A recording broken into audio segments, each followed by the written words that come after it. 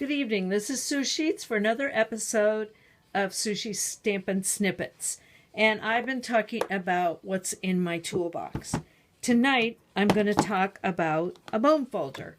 I have a bone folder in each one of my toolboxes for my customers. Now, the first most obvious thing you can use a bone folder for is to fold your cardstock in half. So the way I like to do it is I match up the corners and then hold my finger on that edge. Let me move this into the camera better.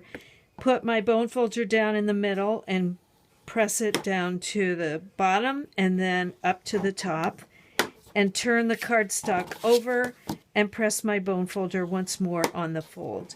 And with doing that, you get a really nice crease and your cardstock lays nice and flat.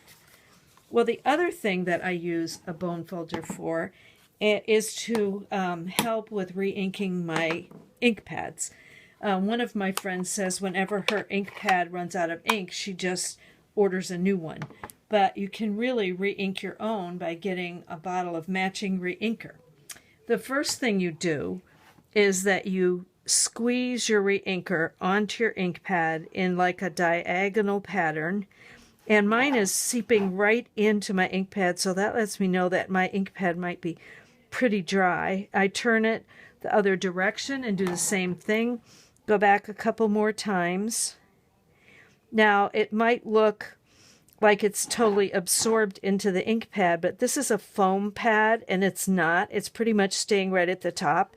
This is where your bone folder comes in handy. You take the edge and very gently you press the ink that you've just put on your pad in a back and forth motion into your ink pad. So now I'm pressing that ink all the way to the bottom of the foam so that when I stamp, it will be nice and fully inked.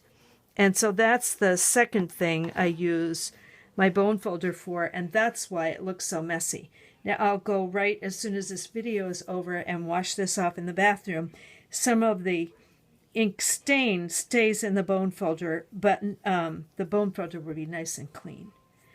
So I hope that if you're not re-inking your ink pads, that you'll start doing that now and use your bone folder to help you press that ink into your pad.